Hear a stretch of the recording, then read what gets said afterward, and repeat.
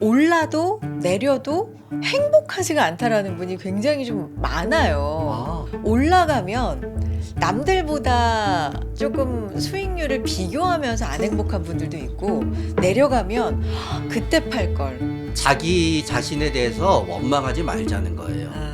왜냐하면 나는 나의 지능과 나의 경험과 나의 성격의 기질상에 있어서는 우리 인간은 항상 나한테 최고로 유리한 선택을 하려고 노력해요. 이 모든 4번 내지 3번의 사이클에서 다 수익을 얻는 사람은 없어요. 요번 사이클에서 조금 어긋났더라도요, 다음 사이클에서 요번 사이클의 불이익을 갖다 경험으로 해서 다음 사이클에서 이익 얻으시면 돼요. 경험하지 못한 거에 대해서는 누구도 예상할 수 없기 때문에 그때 최고점에서 팔지 못한 거는요, 정상인 거예요. 끔찍한 얘기를 남겨드리겠습니다. 모든 것은 죽음에 비하면 너무 가볍습니다. 여러분 안녕하세요. 주말 인터뷰 시작하겠습니다. 저는 홍선혜입니다. 요즘에 인터뷰 제가 이제 할 때마다 주식이 어떻게 될까요? 우리는 여기서 뭐 사야 될까요? 팔아야 될까요? 지금 경제 상황이 어떤가요? 이런 부분을 중점적으로 좀 말씀을 나눴었는데, 오늘은 좀 다른 얘기를 해보고자 합니다. 우리가 매일 오늘은 빨간불인가? 파란불인가? 진짜 그거에 너무 매여 있잖아요. 그 차트 숫자에 따라서 막 기분이 결정되기도 하고요. 하루 종일 내 기분을 그 숫자에 정말 좌지우지된다. 이런 것도 참 슬픕니다. 한순간의 판단으로 뭐 천당을 갔다가 지옥을 갔다가, 요즘 아마 이 부분에 공감하시는 분들 많으실 것 같은데요. 자, 그래서 오늘은 마음가짐을 좀 되돌아보고자 합니다. 흔들리는 시장 잠시 뒤로 하고 내 마음을 좀 바라보는 시간 갖도록 하겠습니다. 청담 하버드 심리센터 연구소장이시자 정신과 전문의이신 최명기 원장님 모셔서 이야기 나눠볼게요. 원장님 안녕하세요. 안녕하세요. 네, 반갑습니다. 네, 정신건강의학과 전문의 최명기입니다. 만나 뵙게 되어서 반갑습니다. 원장님 네. 진짜 환영합니다. 네. 네.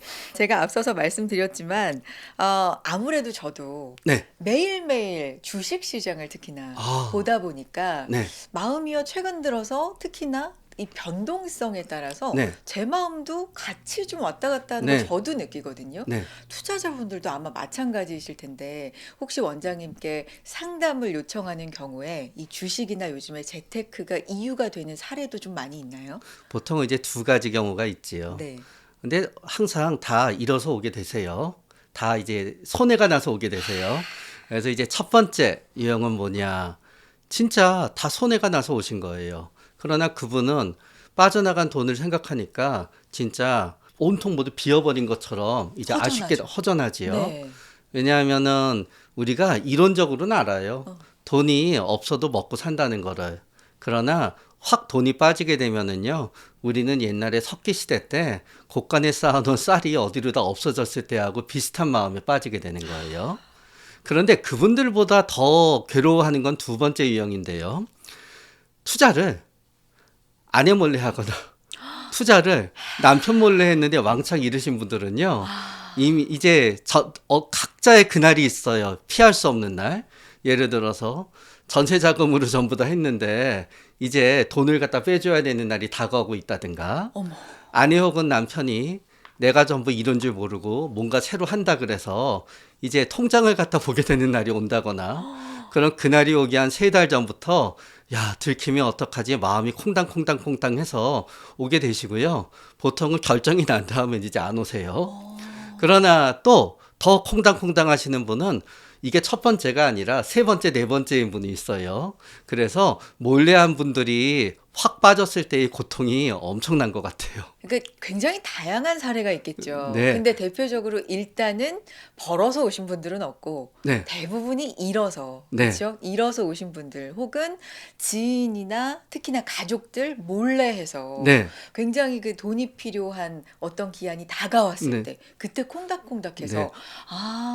그러면은 혹시 약간은 매일매일 보게 돼요. 한시도 눈을 네. 뗄 수 없어요. 이런 중독으로 찾아오시는 분들도 혹시 있어요? 사실은요, 네. 별로 없어요. 별로 없어요. 왜 그러냐? 오. 매일매일 보고 있을 때는 아직 뭐 버틸 만한 돈이 있을 때거든요. 아. 그러면 사실은 저한테 와서 상담받을 시간에 그거를 매일매일 보고 있는 게 아직까지도 낫지요. 그쵸. 보통은 그게 중단됐을 때 찾아오게 되는데요. 아. 그러나 저는 개인적으로 그거를 매일매일 보고 있고 그것만 본다 그래서 그게 그렇게 나쁜 건가 하는 생각도 들어요. 아. 왜냐하면은 우리는 어차피 그거를 안 보고 다른 걸 한다 그래서 뭔가 더 재밌고 가치 있는 걸 하게 되지 않아요. 그거 보는 시간에 카톡 하던 시간에 그거 보게 될 거고요. 쇼츠 보던 시간에 그거 보게 될 거예요. 그래서 어차피 시간은 흘러가게 되어 있는 거예요. 그렇기 때문에 내가 돈을 갖다 주식에 넣었고 그런 다음에 올라갔다 내려갔다 한다 그러면요. 어떤 의미에서 우리는 다 테레비 드라마건 쇼츠건 재밌어서 보잖아요. 재밌다는 거는 우리 몸에서 아드레날린이 나오고 흥분하는 거거든요. 그렇기 때문에 어떤 의미에서는 그거를 보고 오르락 내리락 하는 것보다 주식을 할 수 있는 동안은 더 즐거운 게 없는 거예요. 그러나 당사자는 그런데 옆에서 보는 사람은 그렇지 않지요. 그거를 보고 있으니까 이제 예를 들어서 우리 아이 좀 이제 잠자게 좀 씻겨주고 챙겨줘 그러면은 잠깐만 하면서 그거 보고 있으니까 아. 이제 옆에서는 안 그렇지요. 그러나 보통 그것만 보고 있으신 분들은요 뵙다가 보면은 그거 안 하더라도 짝깍짝깍 챙겨주시는 분들은 아니에요. 그렇군요. 원장님, 그 약간의 실례된 질문일 네. 수도 있는데 불편하시면 대답 안 네. 하셔도 돼요. 근데 문득 궁금해져서 원장님도 주식 투자하시나요? 저도 하지요. 아, 하세요? 네. 네. 근데 조금만 손해 나면 팔고요. 어. 그런 다음에 한 이익 어느 정도 나면은 팔고 그래서 오. 네. 그렇게 많이 벌지도 못하고 엄청나게 잃지도 않아요. 제일 처음 했었을 때는 언젠가 하면은 저기 금융위기 오기 전이었어요. 어. 아주 이제 그땐 다들 하니까 네. 그때 처음 증권 계좌를 만들었었지요. 꽤 오래전 일이에요. 네네. 그러나 다행히 이익을 본 상태에서 팔았는데요. 그거는 살다가 보니까 다른 데서 돈이 빵꾸가 나서 그때 그거를 다 어떻게 할 수밖에 없었어요. 어. 그래서 항상 저는 좀 이익 보면은 꼭 돈 쓸 일이 생겨서 아. 팔기 때문에 큰 이익도 보고 큰 손해도 없고 그렇게 하고 있지요. 이런 걸 여쭤보는 이유가 정신과 전문의로서 주식 투자를 할 때는 어떤 철학이나 마음가짐을 가지고 하실까가 궁금해져서요. 아, 별로 그런 건 없어요. 그런 거 없으세요? 사람 네. 따라 다 똑같아요. 네. 예를 들어서 우리의 이제 주식 투자랑 관계가 되어 있는 우리의 이제 성격의 요소가 몇 가지 있을 수 있는데요. 첫 번째는 인간의 성격의 요소는 이렇게 생각해요. 이제 사람 따라 다르지만 얼마나 재밌는 거를 좋아하느냐 싫어하느냐. 자극 추구도가 높냐 아니냐예요. 자극 추구도가 극단적으로 낮아지잖아요. 그러면 이제 플랜맨이 돼요. 계획대로만 해야 돼요. 계획에서 어긋나면 하나도 안 돼요. 그래서 만약에 자극 추구도가 이제 높은 분들은요. 주식을 하게 되면은 꼭 우리가 잡주라고 부르는 것만 해요. 네. 왜냐하면은 남들 다 하는 건 재미가 없어요. 이제 자극 추구도가 낮으신 분들은 보통 주식을 안 해요. 그러나 하더라도 그분들은 한번 하게 되면은 자신의 머릿속에서 이러이러한 계획으로 이렇게 될 거야 하고 있으면 오래 갖고 있어요. 그러나 오래 갖고 있는 게 꼭 좋은 건 아니에요. 오래 갖고 있다 없어지는 수도 있으니까요. 두 번째는 이제 위험 회피도라 그래요. 네. 겁이 얼마나 많냐, 겁이 얼마나 적느냐예요. 겁이 없는 분들은 당연히 많이 하고 네. 위험을 많이 감수하겠죠. 겁이 많은 분들은 대체적으로 안 하고요. 조금만 잃으면은 빼고, 조금만 따도 빼고, 그쵸. 왔다 갔다 하기 때문에 그렇지요. 그러나 겁이 많으면서도 네. 주식 투자를 하시는 분들은요. 네. 결국은 겁도 많이 먹어서 자극 추구도도 높은 거예요. 대부분이 그렇지 않으실까 하긴 하는데. 네. 그렇죠. 그러나 사실은 또 문제는 네. 겁도 없으면서 자극 추구도도 높잖아요. 어. 그분들은 어떻게 생각하게 되면 진짜 회복 탄력성이 뛰어나요. 아. 계속 말아먹어도 계속 또 하고 계속 또 하지요. 어. 그 다음에 관여하는 요소는 우리가 이제 사회적 민감성이라 그래요. 네. 사회적 민감성이 높으신 분들은요. 남들 하는 건 다 해야 돼요. 유행을 따라가야 되지요. 네. 그러니까 이분들은 평생 주식 투자 안 하고 옛날에 손해봤더라도 주위에서 다 주식 얘기하면 본인도 끼어서 얘기해야 되거든요. 그건 다 골프 치면 나도 골프 치듯이 요새 주식 투자하고 계신 거예요. 그런데 이제 우리가 거리두기 타입인 분들, 사회적 민감성이 낮으신 분들은 남들한테 별로 관심이 없어요. 그렇기 때문에 그런 분들은 어떤 의미에서 사회적 민감성이 낮은 분들이 남이랑 다른 길을 가면서 투자할 수 있으시지요. 그러나 그렇다고 다 잘 되는 건 아니에요. 남이랑 같은 길을 가잖아요. 비슷하게 잘 되고 비슷하게 망해요. 남이랑 다른 길을 가잖아요. 굉장히 잘 될 수도 있지만 진짜 말도 안 되게 망하고요. 남이랑 다른 길을 가다가 망하면요. 네. 진짜 외롭고 슬프고 네, 네. 속상하고 자기만 망했으니까 바보 같아져요. 그 다음에 우리가 이제 관여하는 요소는 역시 인내력이에요. 네. 네 가지 정도로 구성해요. 인내력을. 첫 번째는 이제 근면이에요. 근면. 매일매일 정시 출근해서 정시 퇴근하냐. 성실함. 네. 그렇죠. 그러나 이런 분도 있어요. 3일 내내 밤새서 일하고요. 네. 이틀 내내 자는 거예요. 몰아서. 네. 네. 그럼 그분들은 근면하진 않겠지요. 그러나 끈기는 있는 거예요. 네. 세 번째는 뭐냐 하면은 요거는 저도 공부하면서 의외였어요. 지금은 이해가 가지만 성취에 대한 야망이 인내력의 하나의 변수로 들어가요. 내가 이거를 해내겠다 하게 되면 인내가 발생하고요. 별로 그런 게 없는 사람은 인내력이 없는 거예요. 그리고 이제 마지막은 뭔가 하면은 끝을 내고자 하는 마음이에요. 끝이 나야 된다. 그러니까 끝까지 하는 거지요. 네. 그렇기 때문에 인내력이 강한 분들은요. 결국은 이래저래 인내력 어떤 분이 인내력도 강하고 겁도 없고 굉장히 계획적이고 남들 신경도 안 쓴다 그러면요. 네. 그런 분들은 머리만 좋다 그러면 굉장히 남다른 투자가가 될 수도 있겠지요. 그러나 만약에 인내력이 없고 겁이 굉장히 많고 네. 그런 다음에 사회적 민감성이 매우 높다. 네. 그건 남들한테 확 했다가 남들 팔 때는 막 다시 팔고 그분들은 이제 버블에도 잘 편승하고 패닉에도 그냥 당해버리지요. 마지막 변수는 이제 자율성이라 그래요. 자율성은 이제 몇 가지로 구성되는데요. 자율성은 맨날 5가지인데 첫 번째는 이제 책임감이에요. 책임감. 그러니까 책임감이 있으면은 이 돈 없어지면은 우리 가족 망하는데 그러면은 어떤 의미에서는 잃은 거를 끝까지 복구할 수도 있고 책임감이 있으니까 안 할 수도 있고 그런 거지요. 자율성의 두 번째 변수는 뭔가 하면은 본인이 유능하다고 믿냐 무능하다고 믿냐예요.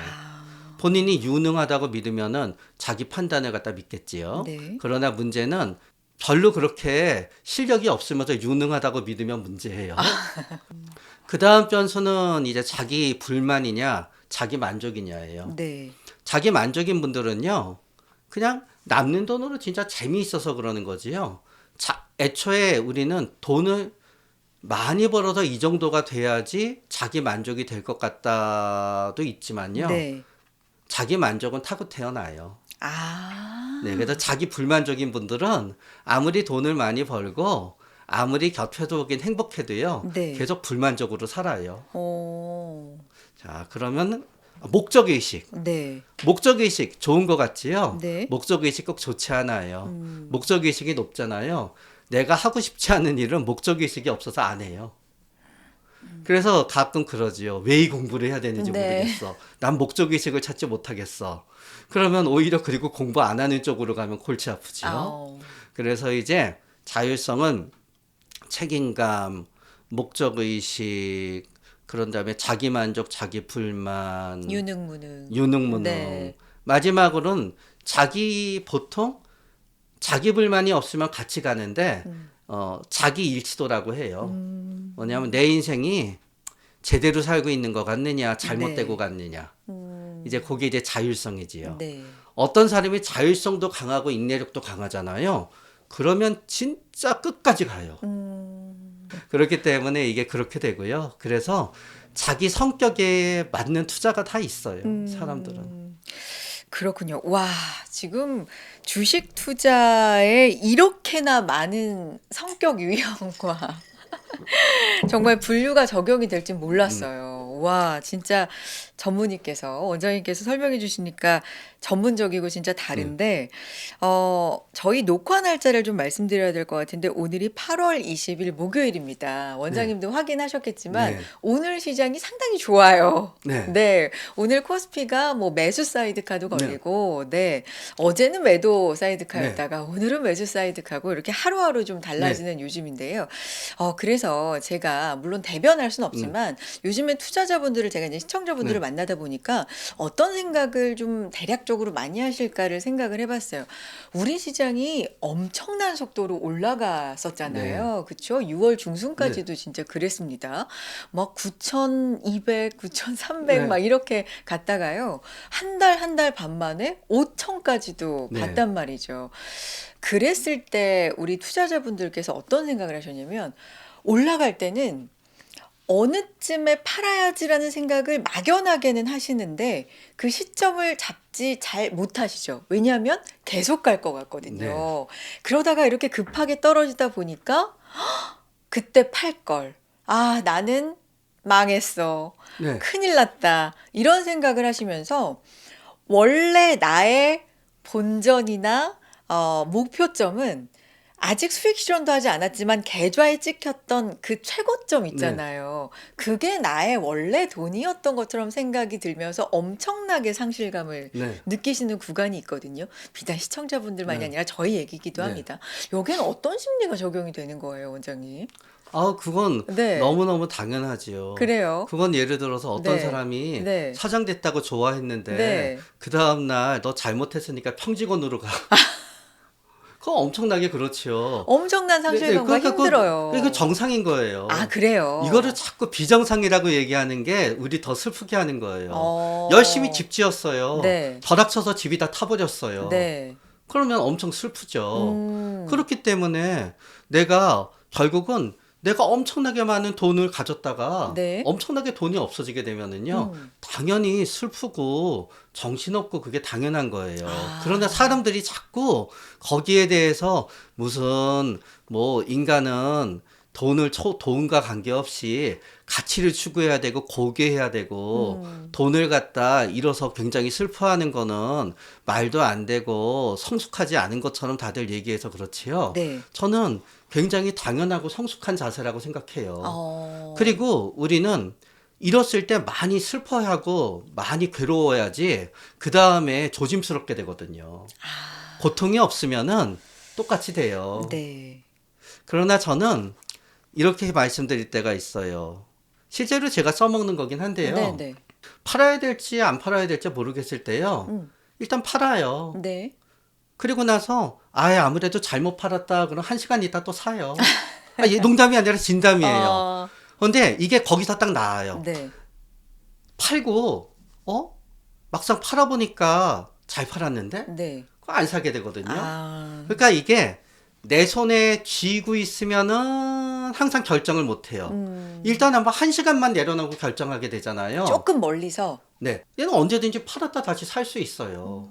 다만 수수료 내고 이익만 조금 있는 거예요. 네. 그래서 그냥 마음이 좀 오늘 그렇잖아요. 오늘 팔았다가 내일 사면 돼요. 아, 그러니까 너무 그렇게 팔고 사고를 어, 정말 일생일대 결정처럼 그런 게 아니라 약간은 가볍게 생각하는 것도 조금은 네. 필요하군요. 주식을 사고 네. 팔 때 네. 물건을 사고 팔 때의 습관을 갖다 잊어먹지 못하는 거예요. 아, 우리가 사는 모든 물건들은요, 사면은 대부분 안 팔게 돼요. 그러다가 보니까 주식은 그냥 주식일 따름인데요. 내가 테레비를 살 때, 내가 가구를 살 때, 내가 침대를 살 때랑 비슷한 마음이 되는 거예요. 네. 침대 샀어요. 마음에 안 들어요. 네. 환불 안 돼요. 그러나 불편해요. 그러나 반값에 팔아야 된다 그러면 속상하잖아요. 그러니까 어거지로 쓰게 되지요. 그 마음으로 이 주식을 갖고 있는 거예요. 그렇게 생각하는 네. 것도 좀 필요하다. 이런 경우도 있어요. 그러면 어쨌든 지금 손실을 많이 보시고, 회복하는 구간에 계신 분들도 이제 네. 많으시기 때문에 수익률 측면에서도 상실감이 어느 정도 있고 네. 원금을 까먹었으면 그것도 상실감이 있는데 이제 회복하는 구간인 네. 거잖아요. 그 인내심도 아까 필요하다 말씀하셨지만 굉장히 힘든 구간이라는 거죠. 어떤 마음으로 좀 참아보는 게, 내 마음을 좀 달래보는 게 그 과정에서 필요할까요? 달래지 마시고요. 일단 파세요. 팔아요? 그 회복이 될 수도 있는데. 회복이 됐던데 네. 이제 팔았다가 네. 좀 마음 놓은 다음에요. 네. 또 사면 되지요, 뭐. 아. 결국은 하루에 그게 뭐 아무리 많이 뛰어봤자 뭐 10% 뛰겠지요. 음. 그러니까 결국은 전체 놓고 보면은요. 네. 오늘 팔아서 내일 사더라도요. 네. 그렇게 엄청 손해도 아니고 엄청 이익도 아니에요. 그런데 괜히 우리는 이거를 쥐고 있잖아요. 음. 그러면은 우리는 판단을 못 해요. 그냥 그럴 때는 팔고 나서 한번 생각해 보는 거예요. 그리고 세상에 주식은 너무너무 많아요. 네. 한정판 물건이 아니에요. 네. 이거 팔고 딴 거 사면 되지요. 음. 네, 왜냐하면은 내가 이거 해서 내가 이 주식으로 손해봤는데 지금 이 주식으로 내가 이익을 볼지 안 볼지가 불확실하다고 생각이 되니까 내가 마음이 그런 거거든요.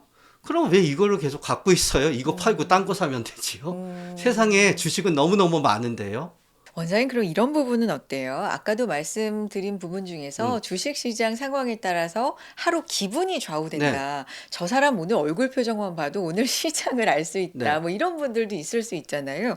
그렇게 약간 정서적 기복이 일상에까지 너무나 밀접하게 연관이 되거나 심지어 조금 부정적 영향을 준다. 뭐 이런 경우에는 만약에 1단계에서 5단계로 나눈다고 했을 때 이런 거를 어느 정도 위험한 수준으로 좀 봐야 될까요? 단계별로 우리가 구별할 수 어, 있는 게 있어요? 일단 위험은 두 네. 가지가 있게 되는 네. 거예요. 그 사람이 그럼에도 불구하고 네. 얼굴빛은 안 좋지만 사람들한테 뭐 욕하거나 때리지 않고 자기 할 일 잘하고 있잖아요. 네. 그러면 괜찮아요, 그냥. 아, 네? 일상생활에 뭐 그렇게 무리 없이. 네네. 네. 네. 자, 그런 다음에 내가 그러면서 네. 잠을 못 자서 엄청 괴롭거나 아. 내가 공황 발작이 있지 않다 그러면은 그 역시 괜찮은 거예요. 그런데 사실은 주식을 하는 데 있어서 가장 영향을 많이 미치는 거는 사실은 공황이에요, 공황.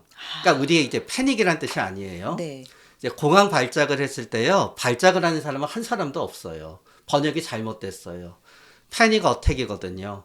공황 엄청난 신체적 불안이 엄습해 오는 거예요. 갑자기. 그러면 어떻게 되느냐? 가슴이 두근거리고, 숨이 차고, 어지럽고, 온몸이 화끈 달아오고, 온몸이 떨린다는 분도 있고, 몸이 저리거나 따끔거린다는 분도 있고, 이러다 숨 막혀 죽을 것 같기도 하고, 여기서 벗어나지 않으면은 진짜 어떻게 잘못될 것 같은 공황 발작이에요. 그런데 일단 공황 발작이 시작하게 되잖아요. 일단 주식이 막 오르잖아요. 두려움이 아니라 일단은 공황에 준하는 몸의 상태가 돼요. 그러면 너무 흥분하거든요.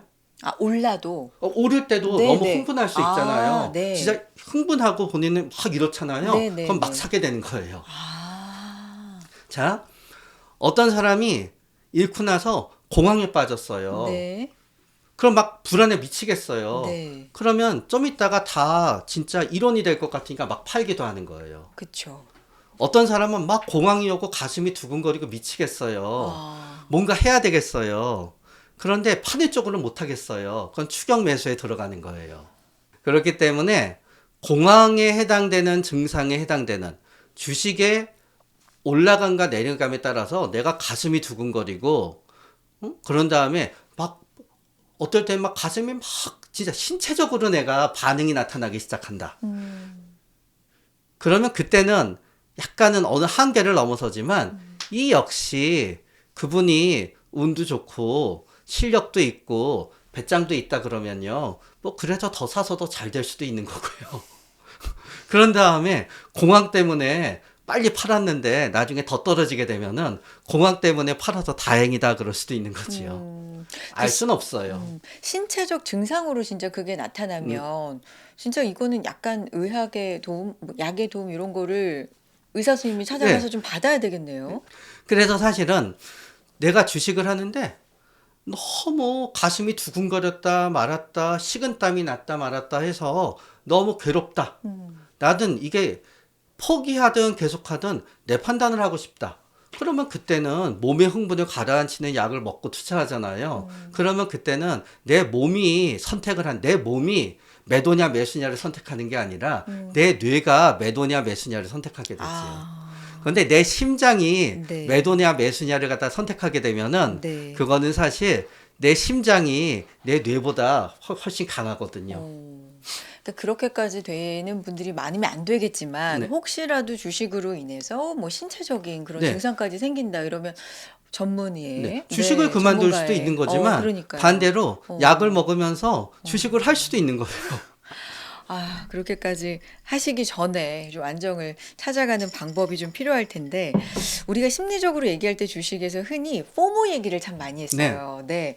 주식이 막 올라갈 때, 나만 주식 없어. 이렇게 조급해지는 거죠. 그래서 뒤늦게 사시는 분들도 많고, 뭐 소외감을 느낀다 네. 하시는 분들도 굉장히 많은데, 이거는 정신의학적으로 볼 때는 그냥 뭐 욕심인 거예요? 아니면 다수를 따라가고 싶은 마음인 거예요? 뭐예요? 첫 번째 유형은 남들 다 하는 건 나도 해야 되는 분들이 있어요. 그리고 그거를 해야지 딴 사람이랑 말도 되고, 네? 그 비슷해지는 것 같아요. 네. 나쁘지 않아요. 왜 그러냐 하면은 남들 다 하는데 나만 안 하면 나 혼자 튀는 거고요. 나 혼자 동떨어져 나오는 거거든요. 그래서 남들 다 하니까 한다. 그게 꼭 나쁘다고 생각하지 않아요. 그렇기 때문에 그분들은 포모라기보다는 친구들이 다 하니까 나도 해야지. 대화도 첨가하고 그렇게 되는 거예요. 그러나 또 두 번째 심리도 사실은 이거는 심리라기보다 너무너무 냉정하게 진실인 거예요. 왜냐하면은 모두 다 주식해서 돈이 불어나고 있으면요. 나만 돈이 안 불어나게 되면은 나만 가난하게 되는 거고요. 그렇죠. 나만 가난하게 되잖아요. 그거는 나중에 실질적으로 나한테 피해를 가져와요. 왜냐? 주식해서 모두 다 돈 벌면은 물가가 오를 거거든요. 그러나 나만 주식 안 하고 있잖아요. 집도 없잖아요. 그럼 나만 그거 쥐고 있잖아요. 나는 그동안에 점점 더 가난해지는 거예요. 그래서 처음에 사람들은 얘기하지요. 당장 저분들이 주식을 번다 그래서 물가가 오르는 것도 아니고 그러니까 나만 가난해지는 심리에 대해서 마치 정당성을 부여하지 않는데요. 나만 가난해지는 것 같은 느낌이 아니라요. 네. 실제로 대한민국 사람이 다 주식을 해서 돈을 벌고 있으면요. 나만 가난해지고 있는 거예요. 그러니까 상대적 가난에 대한 불안 때문에 내가 남들 하는 거를 전부 한다? 그거는 정상인 거지요. 그래서 사실 우리가 포모라고 불리우는 심리는 어떤 의미에서는 인간이 행동하게 되는 그냥 정상적인 심리예요. 남들 가는 대로 갔다가 손해가 난다 하더라도요. 그게 그렇게 내가 잘못되거나 나 스스로 자책할 만한 일이 아니에요. 오늘 원장님하고 그렇게 얘기를 하다 보니까 문제인가 싶던 일이 괜찮은 거네. 네. 정상이네. 이렇게 느껴지는 것도 좀 많은 것 같아요. 대신 오. 남들 가는 대로 안 갔으면 돈이 좀 이익이 있었겠지만요. 아. 남들 가는 대로 계속 안 가고 버텼잖아요. 네. 버티는 동안 괴로우니까 그냥 남들 가는 대로 가다가 손해보는 게 좀 나을 수도 있는 거예요. 그리고 확률상 우리는 모든 거의 결과를 나중에 비추어서 선택해요. 결과적으로. 최선의 네. 선택도 최악의 결과가 될 수 있고 최악의 선택도 최선의 결과가 될 수 있고요. 네. 우리는 A라는 선택을 하지 않았으면은 좋은 결과만 생각하잖아요. B가 A를 선택하지 않았으면은 B는 더 망하는 쪽이었을 수도 있는 거지요. 그래서 알 수가 없는 거예요. 그래서 뭐 주식을 해서 돈을 잃는 분도 있고 따는 분도 있고 그렇지만요. 다 우리 구독자님들이 잘못한 선택은 하나도 없는 거예요. 다 잘 될 수도 있었던 선택이었어요. 근데 원장님, 모든 이 심리에서 사실 돈을 벌면 문제가 아닌 일이 네. 손실을 보기 때문에 네. 너무나 힘들고, 손실을 보면 볼수록 선택이 더 잘못된 선택으로 가는 경우들이 많은 것 같아요. 이것도 어떤 정신적으로, 정신의학적으로 설명이 가능한가요? 위험에 닥쳤을 때 인간이 할 수 있는 건 세 가지예요.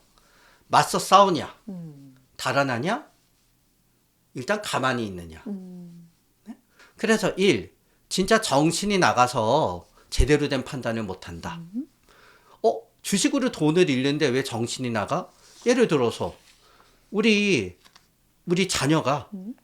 갑자기 사고를 당해서 쓰러졌어요. 네. 그럼 어떤 부모님들 정신이 멍해져요. 네네. 그럼요.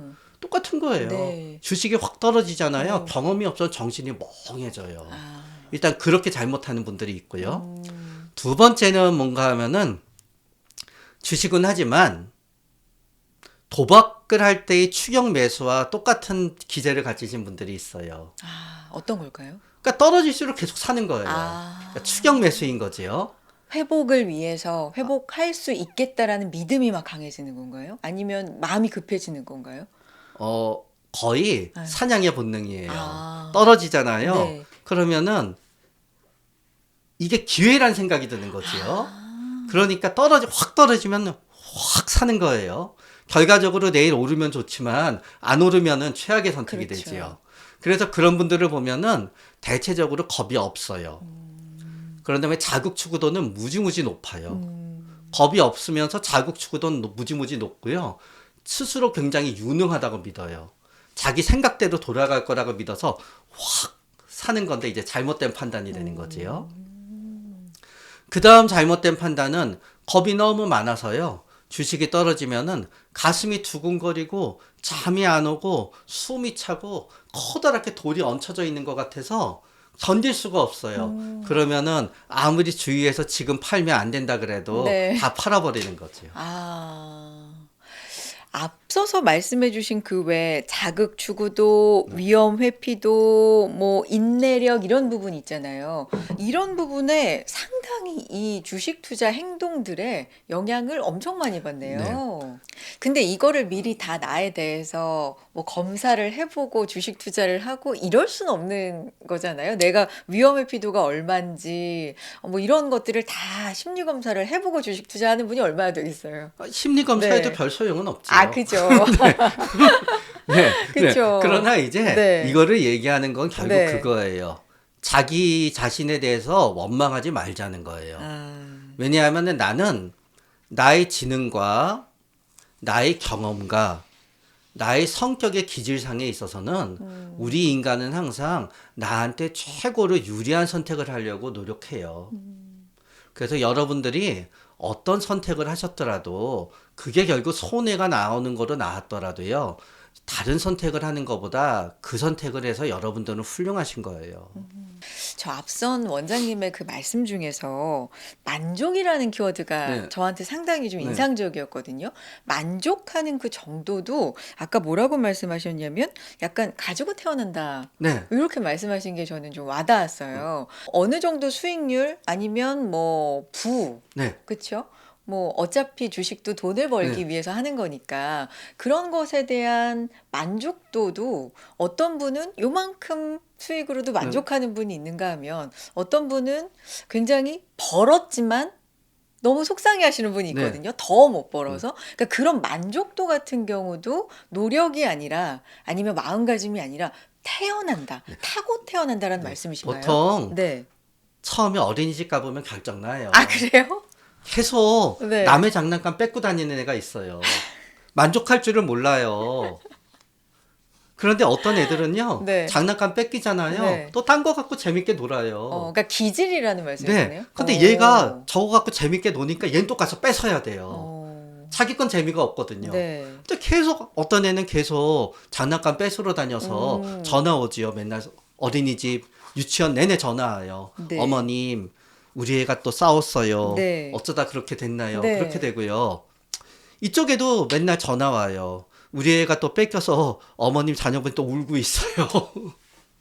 이 질문을 왜 드리고 왜 제가 네. 마음에 와닿았나 했더니 최근에 이제 주식 투자를 처음 시작하신 분들도 상당히 몇 달 사이 네. 뭐 올해 늘어났고 한데 제가 많이 듣는 얘기가 주식 투자를 해보니까 올라도 내려도 행복하지가 않다라는 분이 굉장히 좀 많아요. 아, 왜냐하면 올라가면 남들보다 조금 수익률을 비교하면서 안 행복한 분들도 있고 내려가면 "헉, 그때 팔 걸. 혹은 이제 수익률이 굉장히 당연히 현저히 줄어드니까 뭐 이런 부분에 대한 행복도가 낮고 그러니까 이래도 저래도 안 행복하다. 주식 괜히 했다. 이런 분들도 굉장히 많더라고요. 그런데 네. 본인이 느꼈던 흥분에 대해서 네. 너무 낮은 값을 매겨서 그래요. 아. 우리의 일은 네 가지 일로 나뉘게 되는데요. 네. 첫 번째, 내가 하고 싶다, 내가 좋아한다, 싫어한다가 있어요. 네. 두 번째는 불확실하다, 확실하다가 있어요. 예를 들어서 우리는 굉장히 확실한 일인데 네. 내가 싫어하는 일이에요. 음. 지루해하지요. 네. 불확실한 일인데 음. 내가 싫어하는 일이에요. 음. 그때는 불안해해요. 굉장히 좋아하는 일인데 굉장히 확실해요. 네. 그때는 약간 권태로워지지요. 아. 근데 만족스러우면서 권태로워요. 굉장히 내가 좋아하는 일이라 불확실해요. 그땐 흥분하지요. 그 흥분이라는 거는 우리가 살면서 몇 번 느낄 수가 없어요. 그래서 다들 스포츠 경기를 봐요. 스포츠 경기 볼 때는 다들 홈런 치면 흥분하거든요. 그래서 흥분하고 싶어서 다들 스포츠를 봐요.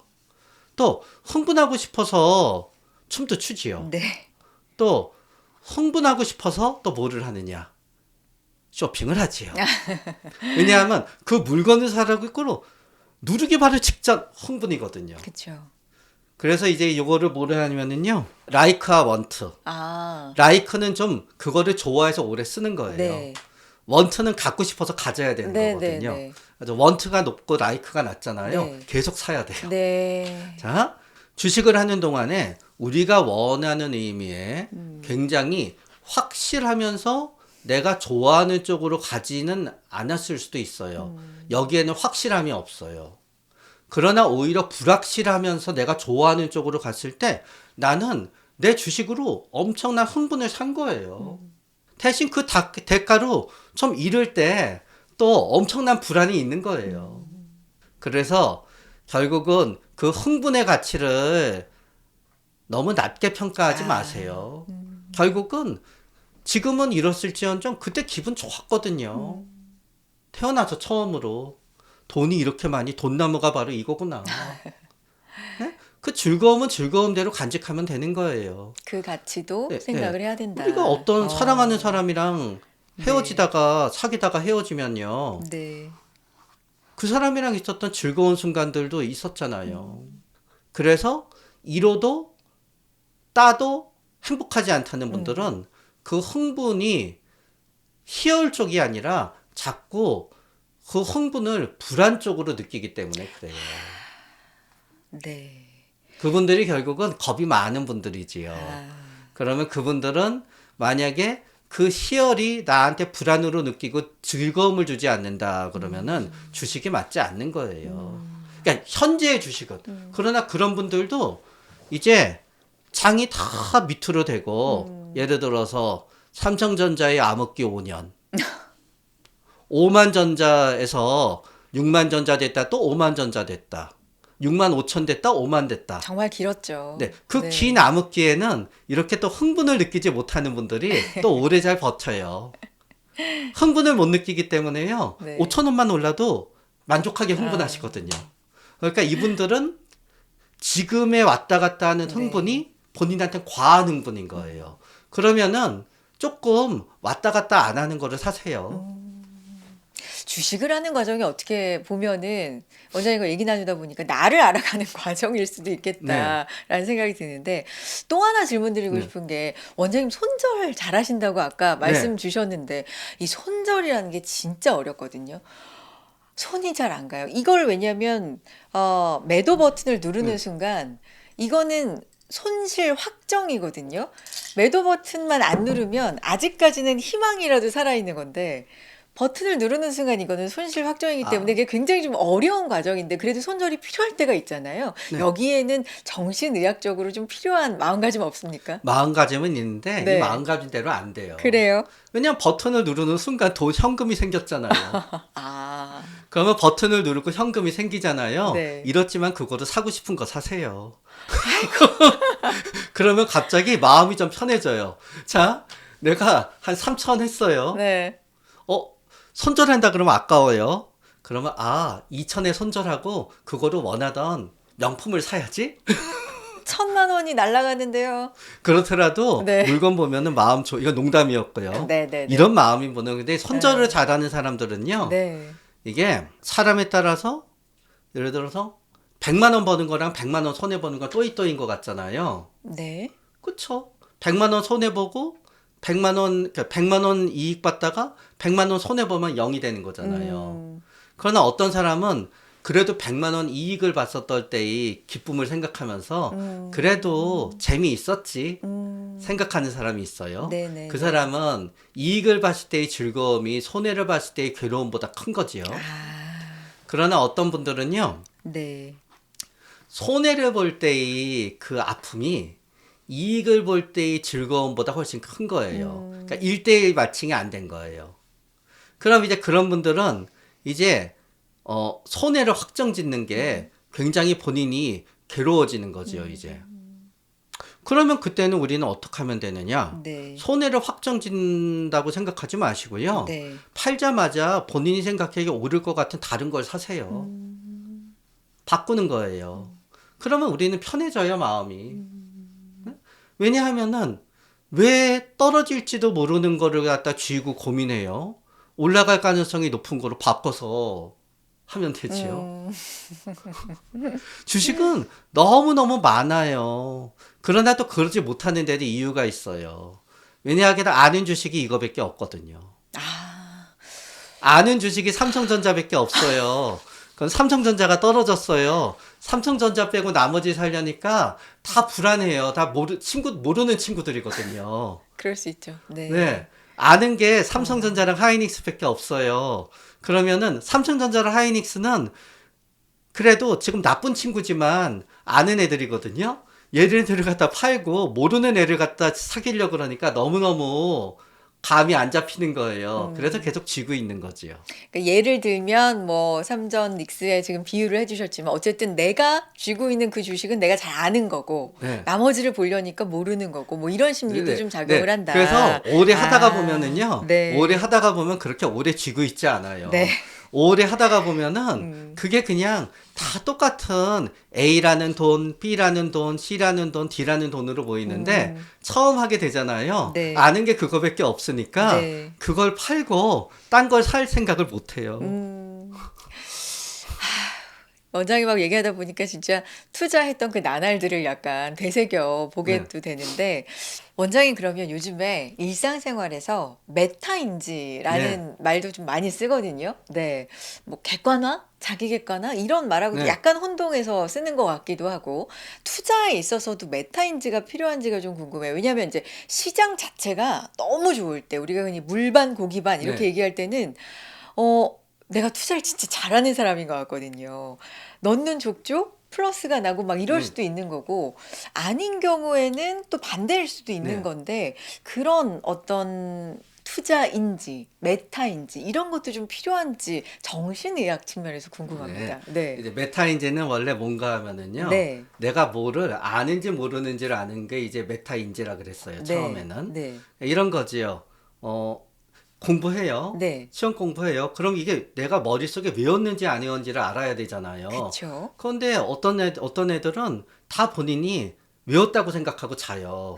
그리고 그 다음날 시험 치면은 다 몰라요. 다 모르고 있었던 거예요. 네. 그래서 이제 메타인지는 이제 첫 번째 내가 이거를 알고 있는가 모르는가예요. 근데 모르면서 안다고 착각하고 하게 되면 사람들이 잘난 척한다고 하게 되지요. 그래서 잘난 척하는 사람들은 아는 척하는 사람들은 대체적으로 메타인지가 낮은 거예요. 옆에서는 그 사람이 아는 척이라고 하는 이유가 옆에서 보면은 그 사람이 제대로 알고 있지 않다는 게 보이거든요. 그러나 본인은 항상 제대로 알고 있다고 본인이 생각해요. 네. 네? 네. 예를 들어서 그거를 제대로 알고 있다라고 하는 건 10을 알아야 되거든요. 네. 그 사람은 6 정도 알고 있는 건데 자기가 10을 다 알고 있다고 생각하면은 그 사람은 메타인지가 낮은 거예요. 또 메타인지의 이제 두 번째는 네. 자기가 그거를 네. 얼마나 잘할 수 있는지 아닌지를 아는 거예요. 예를 들어서 저는 골프를 절대로 못 쳐요. 네. 그래서 안 쳐요. 저는 공으로 하는 거는 다 제가 못한다는 점에 있어서 전 메타인지가 아주 좋아요. 그러나 어떤 사람이 자기가 그거를 못하는 건데 네. 내가 노력하면은 잘할 수 있다고 생각하고 무조건 뛰어들잖아요. 그거는 메타인지가 낮은 거예요. 그 다음에 이제 관계되는 거는 뭔가 하면은 내재적이냐 외재적이냐 이제 귀인 이론이란 거에 관계가 돼요. 귀인 이론이란 거는 뭔가 하면은 능력과 노력이 있어요. 네. 이거는 내가 좌우하게 되지요. 네, 네. 그러나 능력은 내가 좌우하지만 잘 안 바뀌어요. 능력은 내가 좌우하지만 안정적인 거예요. 네. 바꾸기 어려워요. 네. 노력은 내가 좌우하면서 이랬다 저랬다 해요. 그럴 수 있죠. 자, 그러면은 내가 좌우하지 못하면서 안 바뀌는 건 뭐냐? 그거는 과제 난이도예요. 얼마나 이게 어려우냐 안 어려우냐. 내가 바꿀 수 없는데 이랬다 저랬다 하는 건 뭐냐? 그건 이제 운이지요, 운. 그래가지고 요거를 통해서 우리는 어떤 일이 있었을 때 그 일이 잘 되거나 실패했을 때 그게 어디까지가 내 실력이고 어디까지가 외부 요소가 판단하는 거예요. 만약에 어떤 사람이 사실은 귀인 능력이 떨어져요.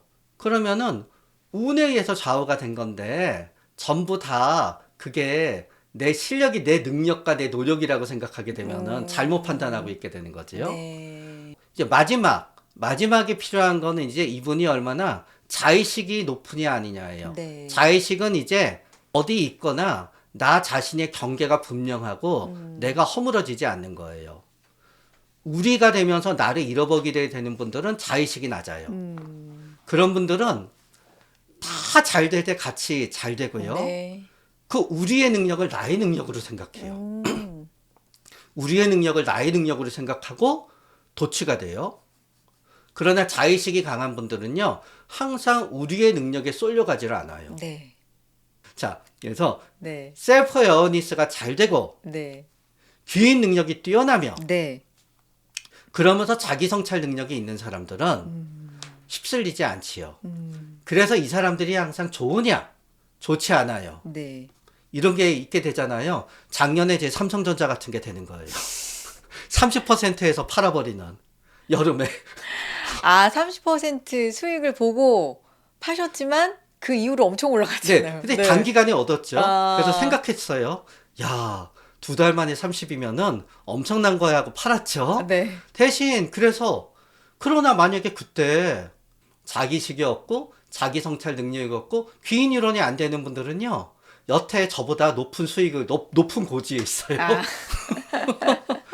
그래서 결국은 네. 너무 이렇게 하는 사람들은 초과 이익을 항상 얻지 못해요. 그래서 결국은 누가 돈 많이 벌지는 알 수 없어요.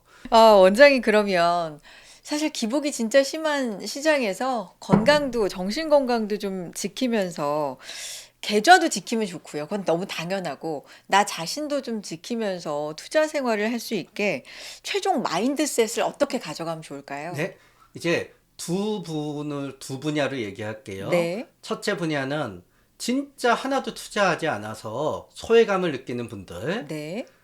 인간은 A를 안 하고 있으면 B를 하는 거예요. 네.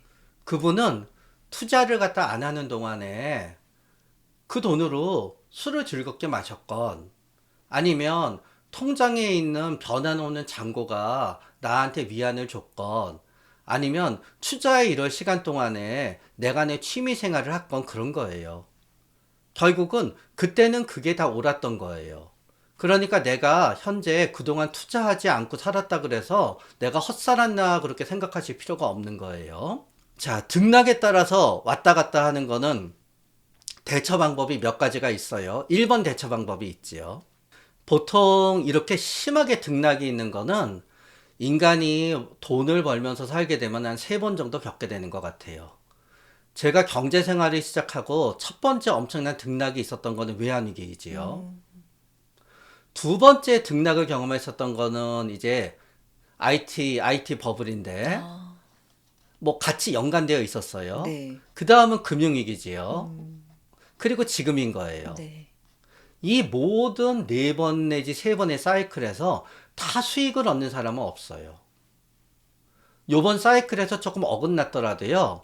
나는 내가 좀 더 오래 살아서 다음 사이클에서 요번 사이클의 불이익을 갖다 경험으로 해서 다음 사이클에서 이익 얻으시면 돼요. 왜냐하면은 우리는 경험하지 못한 거에 대해서는 누구도 예상할 수 없기 때문에 그때 최고점에서 팔지 못한 거는요, 정상인 거예요. 그쵸. 대신 이제 다음 사이클에서 요거를 기억하시면 되시는 거예요. 저는 저번 사이클에서 코스피가 옛날에 1000 뚫었을 때든가 2000 뚫었을 때 엄청나다 그랬거든요. 네. 그때 걸 기억하기 때문에 요번에 떨어진 걸 굉장히 무서워했어요. 네, 또 다음엔 기억나는 거지요. 그래서 첫 번째, 나에겐 다음 사이클이 있다. 아, 요번 사이클에 최적의 타이밍에 팔았던 분들은요, 아마 저번 사이클에서 엄청 손해를 많이 봤던 분들일 거예요. 그래서 그 사람들은 요번엔 웃었지만요, 네. 요번에 웃기 위해서 지난번에 아마 집이 날아갈 정도로 울었을 거예요. 두 번째 위로는 굉장히 극단적이지요. 네. 우리의 인생의 행복과 불행을 결정하는 거는 다 언제 결정이 되냐 하면은요, 죽는 날 결정이 돼요. 예를 들어서 어떤 사람이 엄청나게 돈 많이 벌고 엄청나게 위세를 떨었지만요, 너무 끔찍한 예를 들게요. 네. 괴한에 납치가 돼서 죽었어요. 아이고. 그러면 마지막 순간에, 아, 오늘 마지막 날은 괴한에 납치가 돼서 내 머리에 총을 맞고 죽지만 그동안 내가 살았던 행복이 많으니까 또이또이라고 생각이 될까요? 아니요. 아니지요. 네. 그래서 여러분이 지금 돈을 잃느냐 아니냐는 여러분이 나중에 이 인생을 행복하게 끝내냐 아니냐에 전혀 관계가 없어요. 여러분의 인생을 행복하게 끝내냐 아니냐는 보통 여러분이 90대에 죽기 한 달 전부터 결정이 돼요. 그래서 여러분의 인생과 행복에 굉장히 커다란 결정을 주는 건요, 여러분이 그때 맞이하게 될 간병인이 어떤 분이냐예요.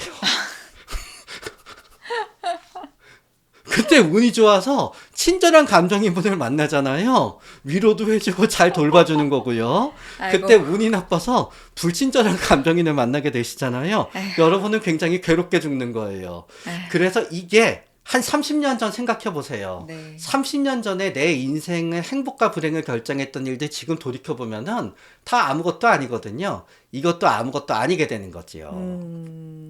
그래서 네. 사실은 별로 중요하지 않은 일이에요. 물론 원장님 이게 자산이 왔다 갔다 하는 일이니까 중요하죠. 안 중요하진 않지만 인생에 있어서 이런 사이클이 한 뭐 세네 번, 네. 뭐 많은 분은 대여섯 번 올 수도 있는데 이거를 다 소위 속된 말로 다 플러스로 먹는 사람은 없다. 맞아요.